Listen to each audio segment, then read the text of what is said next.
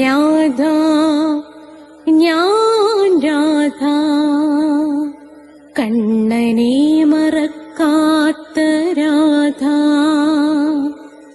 രാധ ഞാൻ രാധ കണ്ണനെ മറക്കാത്ത രാധ.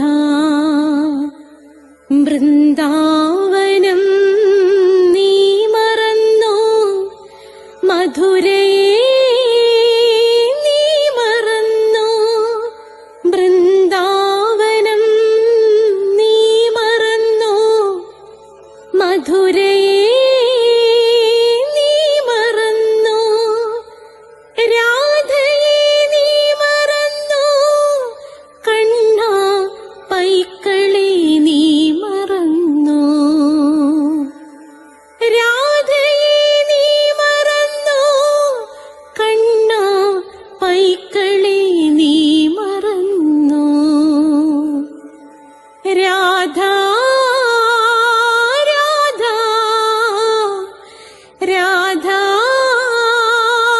രാധ മറന്നിട്ടും മറക്കാത്ത രാധ. മറന്നിട്ടും മറക്കാത്ത രാധ. രാധേ രാധേ രാധേ രാധേ മറന്നിട്ടും മറക്കാത്ത രാധ. മറന്നിട്ടും മറക്കാത്ത രാധ.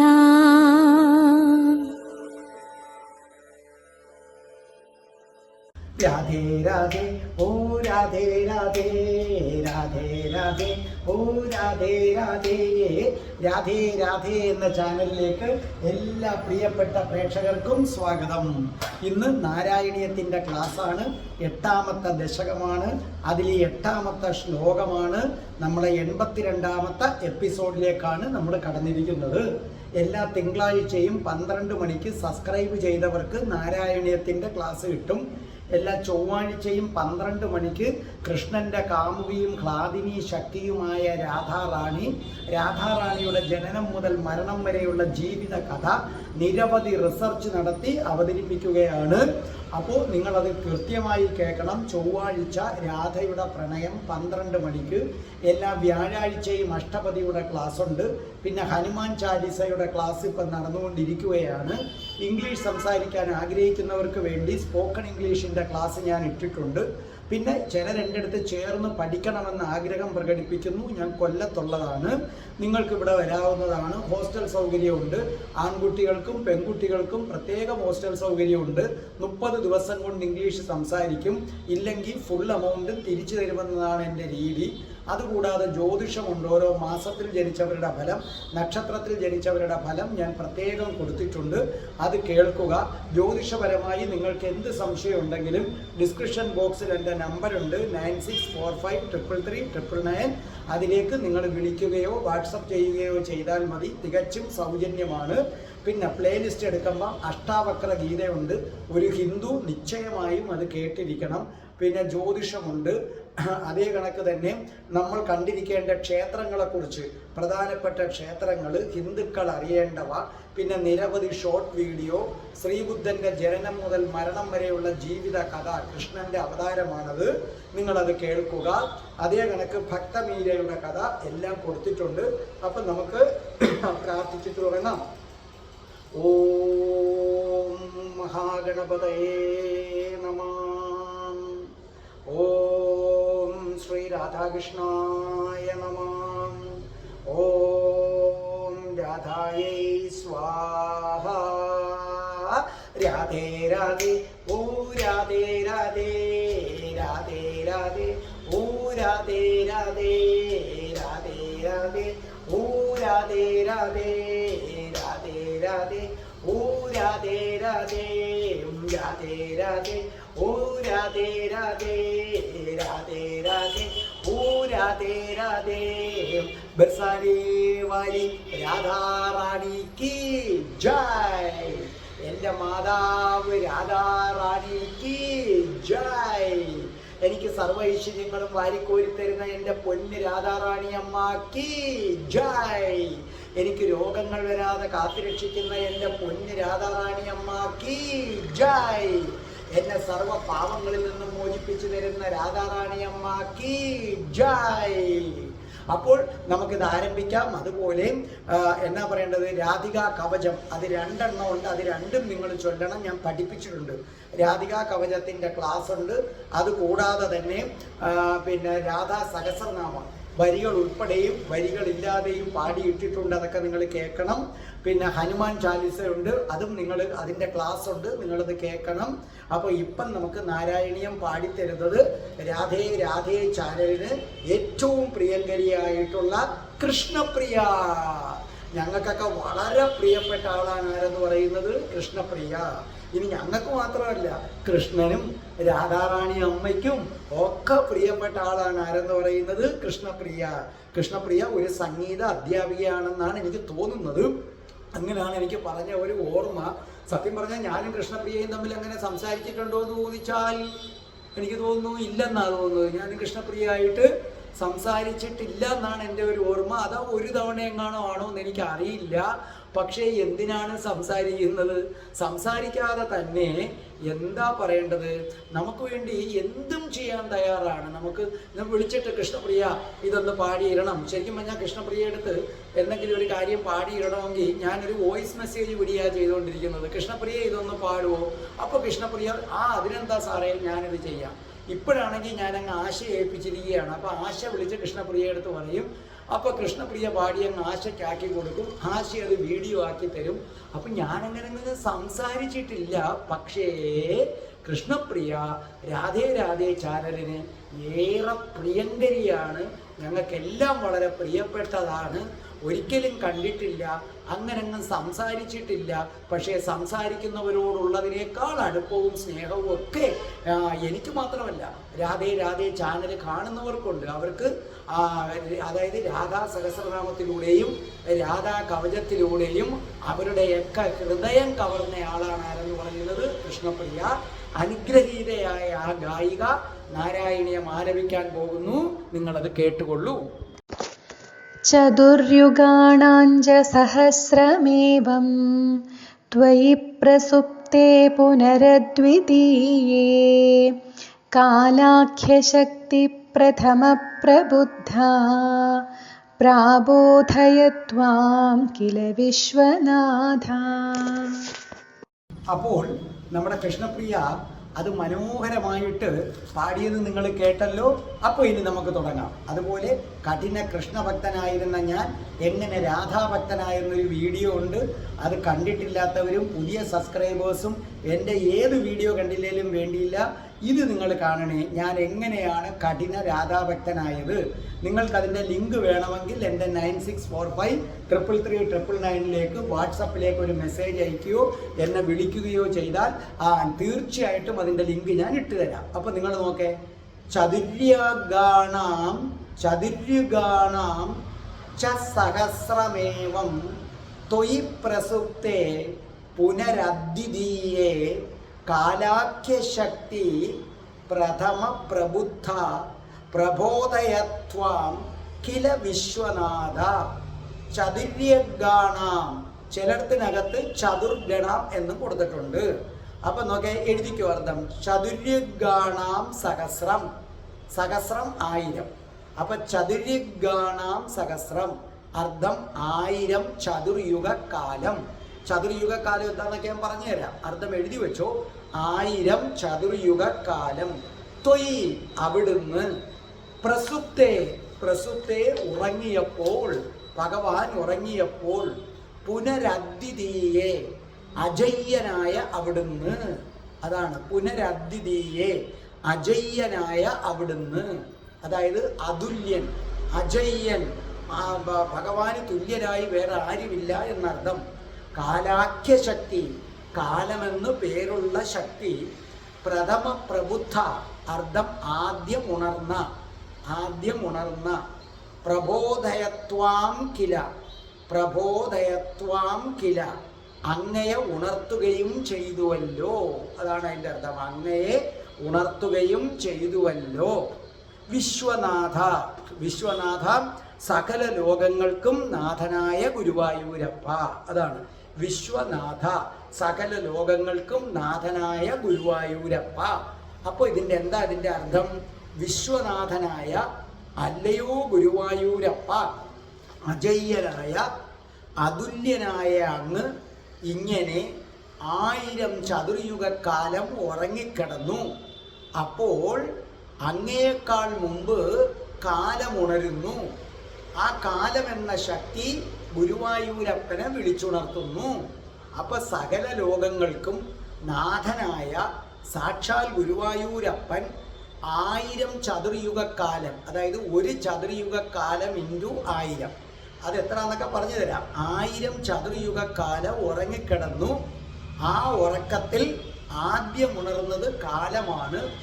ആദ്യം ഉണർന്നെഴുന്നേറ്റ കാലം ഭഗവാൻ ഗുരുവായൂരപ്പനെ വിളിച്ചുണർത്തി എന്നാണ് ഇതിൻ്റെ അർത്ഥം.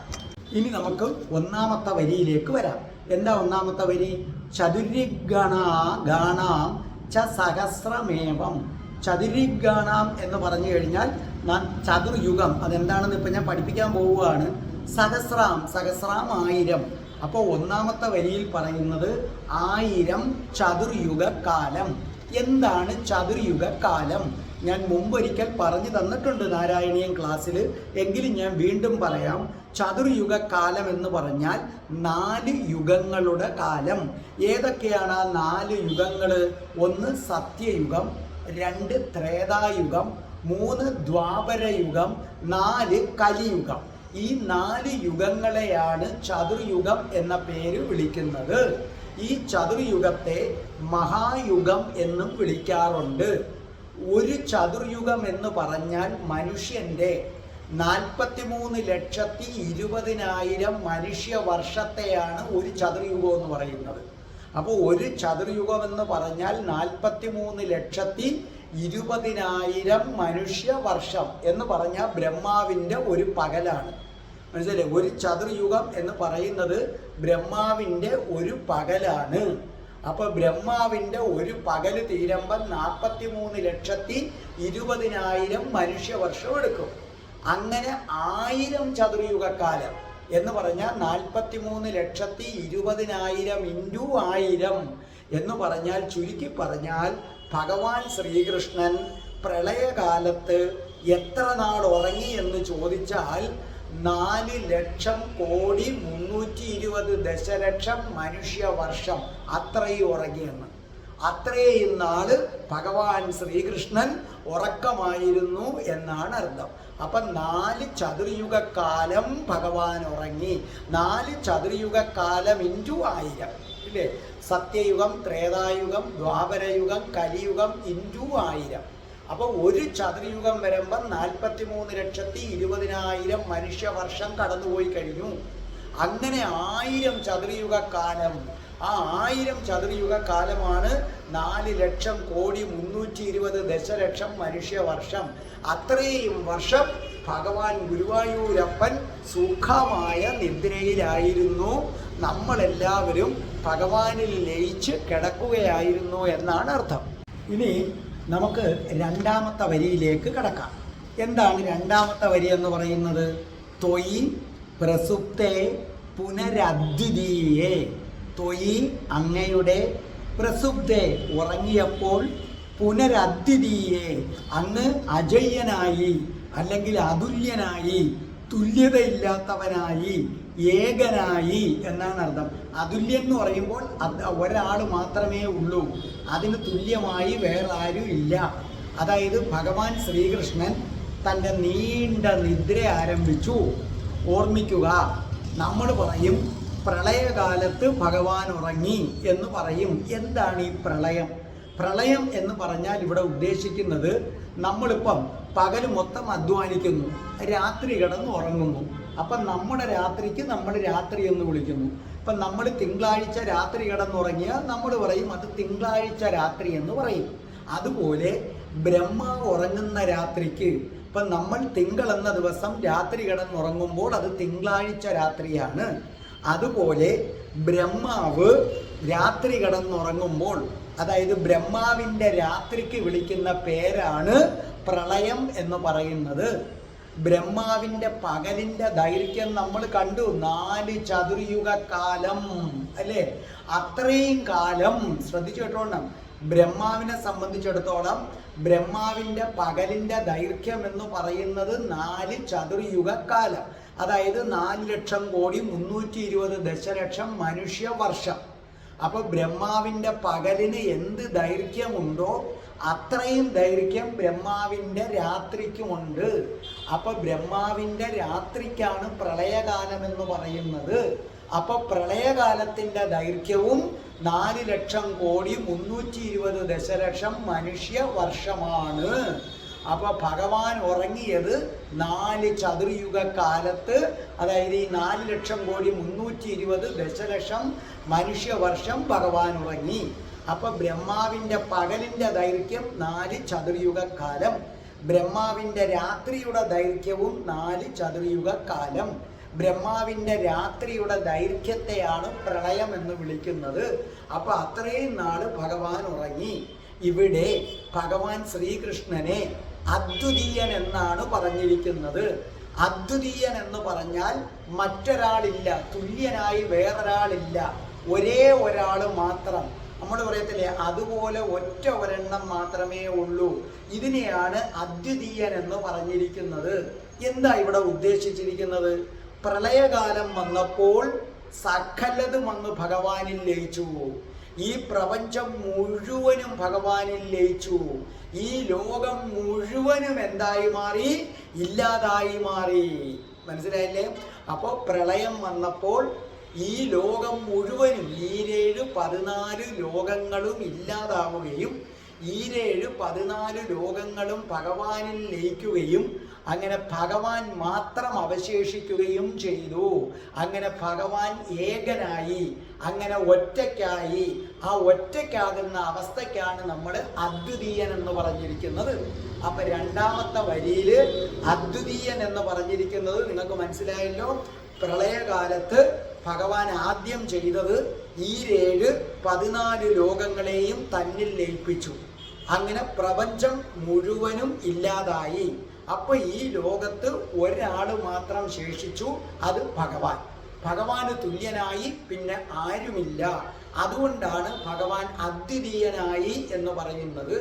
പിന്നെ രണ്ടാമത്തെ വരിയിൽ ഭഗവാൻ പ്രസുപ്തിയിൽ ലയിച്ചു എന്ന് പറഞ്ഞിരിക്കുന്നു. പ്രസുപ്തിയിൽ ലയിച്ചു എന്ന് പറഞ്ഞാൽ അതിൻ്റെ അർത്ഥം ഭഗവാൻ പ്രപഞ്ചത്തെ മുഴുവനും ഉള്ളിലാക്കി ഉറങ്ങി എന്നാണ് അർത്ഥം. അപ്പൊ നിങ്ങൾക്ക് ആ രണ്ടാമത്തെ വരിയുടെ അർത്ഥം പിടികിട്ടിയല്ലോ. അപ്പോൾ നമുക്ക് മൂന്നാമത്തെ വരിയിലേക്ക് വരാം. കാലാഖ്യശക്തി പ്രഥമപ്രബുദ്ധ. പ്രഥമപ്രബുദ്ധ ആദ്യമുണർന്നു. അപ്പോൾ ഇവിടെ പറയുന്നത് കാലം എന്ന ശക്തി ആദ്യമുണർന്നു എന്നാണ് പറയുന്നത്. അതായത് ഭഗവാൻ ശ്രീകൃഷ്ണൻ പ്രളയകാലത്തുറങ്ങി, അതോടെ പ്രപഞ്ചമില്ലാതായി. ഇനി പ്രപഞ്ചം ഉണ്ടാകണമെന്നുണ്ടെങ്കിൽ ആ പ്രപഞ്ചത്തിലെ ജീവജാലങ്ങൾ ഉണ്ടായി, ആ ജീവജാലങ്ങൾ പ്രവർത്തിച്ചു തുടങ്ങുമ്പോഴേ അത് പ്രപഞ്ചമാകൂ. അതായത് കടലുണ്ടായി, അത് ഓളമടിച്ചു തുടങ്ങണം. നദികളൊക്കെ ഉണ്ടായി, അതിൽ മത്സ്യങ്ങളുണ്ടായി തുടങ്ങണം. മനുഷ്യനുണ്ടായി, മനുഷ്യൻ അങ്ങനെ ജീവിച്ചു തുടങ്ങണം. അങ്ങനെ പ്രപഞ്ചം ഒന്നേന്ന് പ്രവർത്തിച്ചു തുടങ്ങണം. പ്രപഞ്ചം പ്രവർത്തിക്കണമെങ്കിൽ കാലം ഉണർന്നാലേ പറ്റൂ. ആ കാലമാണ് മനുഷ്യനെ 30 വയസ്സ്, 40 വയസ്സ്, 60 വയസ്സ് അത് കഴിഞ്ഞങ്ങ് ഇല്ലാതാക്കി കൊണ്ടുപോയി അടുത്ത ആളിനെ കൊണ്ടുവന്നു. അപ്പൊ ശരിക്കും പറഞ്ഞാൽ ഈ പ്രപഞ്ചം പ്രവർത്തിക്കണമെങ്കിൽ ആരത്യാവശ്യമാണ്? കാലം അത്യാവശ്യമാണ്. അതുകൊണ്ട് ഭഗവാൻ നിശ്ചയിച്ചു ആദ്യം കാലമുണരട്ടെ, കാലമുണർന്ന് കാലത്തിൻ്റെ പ്രവർത്തികൾ നടക്കട്ടെ. അങ്ങനെ ഭഗവാൻ ഉണരുന്നതിന് മുമ്പ് കാലം ഉണർന്നു. അങ്ങനെ താൻ ഉണരുന്നതിന് മുമ്പ് തന്നെ കാലം ഉണരണമെന്ന് ഭഗവാൻ നേരത്തെ നിശ്ചയിച്ചു. അതുകൊണ്ട് മാത്രമാണ് കാലത്തിനാദ്യം ഉണരാൻ കഴിഞ്ഞത്. കാരണം കാലമുണ്ടെങ്കിലേ പ്രപഞ്ചത്തിലെ ജീവജാലങ്ങൾ പ്രവർത്തിച്ചു തുടങ്ങി നമ്മുടെ ഭാഷയിൽ പറഞ്ഞ പ്രപഞ്ചം വീണ്ടും ആക്റ്റീവ് ആവുകയുള്ളൂ. ഇനി നമുക്ക് നാലാമത്തെ വരിയിലേക്ക് വരാം. എന്താണ് നാലാമത്തെ വരി? പ്രബോധയത്വാം കില വിശ്വനാഥ എന്നാണ്. പ്രബോധയത്വാം കില, അങ്ങയെ ഉണർത്തുകയും ചെയ്തു അത്രേ. വിശ്വനാഥ, സകല ലോകങ്ങൾക്കും നാഥനായ ഗുരുവായൂരപ്പ. ഇവിടെ ഒന്ന് ശ്രദ്ധിച്ചോളണം. പ്രളയം വന്നു. പ്രളയം എന്ന് പറഞ്ഞാൽ ബ്രഹ്മാവിൻ്റെ രാത്രി. ബ്രഹ്മാവിൻ്റെ പകൽ അവസാനിച്ചു, ബ്രഹ്മാവിൻ്റെ രാത്രികാലമായി. അതിനെ പ്രളയമെന്ന് വിളിക്കുന്നു. അങ്ങനെ എല്ലാവരും ഭഗവാനിൽ ലയിച്ചു, കാലവും ഭഗവാനിൽ ലയിച്ചു, എല്ലാവരും നല്ല നിദ്രയിലുമായി. പക്ഷെ ഉറങ്ങാൻ പോകുന്നതിന് തൊട്ടു മുമ്പ് ഭഗവാൻ കാലശക്തിക്കൊരു നിർദ്ദേശം കൊടുത്തിരുന്നു. പ്രളയത്തിൻ്റെ അവസാനത്തിൽ നിങ്ങൾ എന്നെ വിളിച്ചുണർത്തണം എന്നൊരു നിർദ്ദേശം കൊടുത്തു. അത് പാലിക്കാൻ വേണ്ടി ഭഗവാന്റെ തന്നെ ഇച്ഛപ്രകാരം ആദ്യം ഉണർന്നത് കാലമാണ്. അങ്ങനെ ആദ്യം ഉണർന്ന കാലം ഭഗവാനെ വിളിച്ചുണർത്തി. എന്നിട്ട് അവിടെ ഒരു വാക്ക് ഭട്ടതിരിപ്പാട് പ്രയോഗിച്ചിട്ടുണ്ട്. അതായത് പ്രബോധയത്വം ത്വാം കില എന്നാണ്. കില എന്ന് പറഞ്ഞാൽ അത്രയാ. കില എന്ന വാക്ക് ശ്രദ്ധിക്കണം. ഇവിടെ ഭട്ടതിരിപ്പാട് പറഞ്ഞത് എന്താണെന്നറിയാമോ? ഭഗവാന്റെ, അതായത് ഭഗവാനെ ഉണർത്തുകയും ചെയ്തു അത്രേ. ഉണർത്തുകയും ചെയ്തു എന്നല്ല പറഞ്ഞിരിക്കുന്നത്, ഉണർത്തുകയും ചെയ്തു അത്രേ എന്ന് പറഞ്ഞാൽ ഉറപ്പില്ല. അതായത് ഭഗവാന്റെ യോഗനിദ്രയ്ക്കും അത് കഴിഞ്ഞ് ഭഗവാൻ ഉണർന്നതിനും ഇത്രയും വർഷം കടന്ന് ഭഗവാൻ ഉറങ്ങി എന്ന് നമ്മൾ നേരത്തെ പഠിച്ചില്ലേ, എങ്ങാണ്ട് 4 ലക്ഷം കോടി. അത്രയും വർഷവും ഭഗവാൻ ഉറങ്ങി എന്നതിന് എന്താണൊരു തെളിവെന്ന് ചോദിച്ചാൽ എന്ത് പറയും? അതിന് സാക്ഷികളില്ല. ഒരെണ്ണം സത്യമാകണമെങ്കിൽ അത് കണ്ട ഒരാളെങ്കിലും ഉണ്ടാകണ്ടേ? മനസ്സിലായ? ഇത് കണ്ട ആരെങ്കിലും ഒരാൾ ഉണ്ടാകണ്ടേ? ഭഗവാൻ ഇതേ കണക്ക് 4 ലക്ഷം കോടി ആ വർഷമൊക്കെ കടന്ന് ഉറങ്ങി എന്ന് പറയുന്നത് സത്യമാണോ എന്നെങ്ങനെ അറിയാം? സത്യമാകണമെങ്കിൽ ഇത് കണ്ട ഒരാളെങ്കിലും വേണം. ഇതിന് സാക്ഷിയില്ല.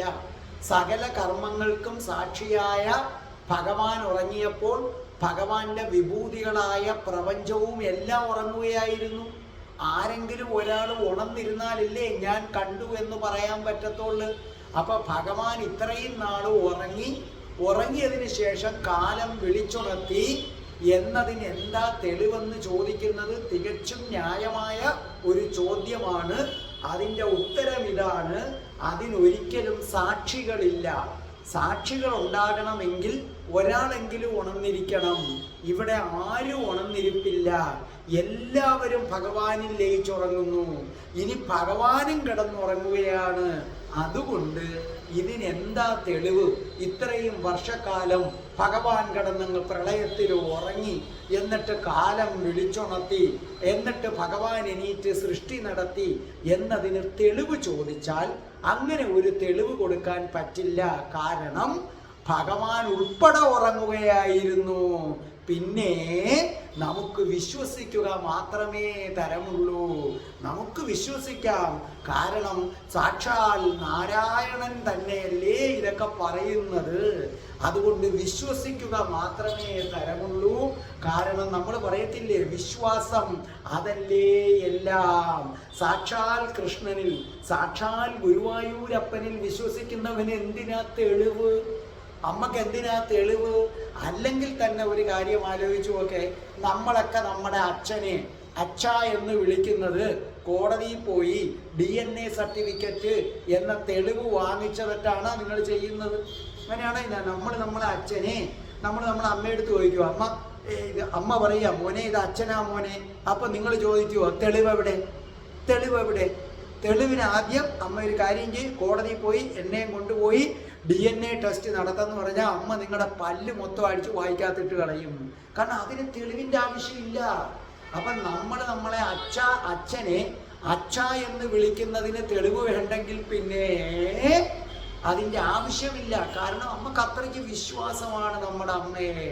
അങ്ങനെയാണെങ്കിൽ പിന്നെ ഭഗവാൻ നാരായണന്റെ കാര്യത്തിൽ എന്തിനാണ് തെളിവ്? ഞങ്ങൾക്കൊരു തെളിവുകളും വേണ്ട. ഞങ്ങൾക്കറിയാം ഞങ്ങളുടെ നാരായണൻ, ഞങ്ങളുടെ ഗുരുവായൂരപ്പൻ തന്നെയാണ് സത്യം. ഞങ്ങളുടെ രാധാസമേതനായ ഗുരുവായൂരപ്പൻ തന്നെയാണ് സത്യം. ഓം ശ്രീ രാധാകൃഷ്ണ. രാധേ രാധേ. ഓ രാധേ രാധേ. രാധേ രാധേ. ഓ രാധേ രാധേ. രാധേ രാധേ. ഓ രാധേ രാധേ. രാധേ രാധേ. ഓ രാധേ രാധേ. രാധേ രാധേ. ഓ രാധേ രാധേ. രാധേ രാധേ. ഓ രാധേ രാധേ. ഓം ശ്രീം ഹ്രീം ക്ലീം ഐം രം രാസേശ്വരി രാധികായേ സ്വാഹ.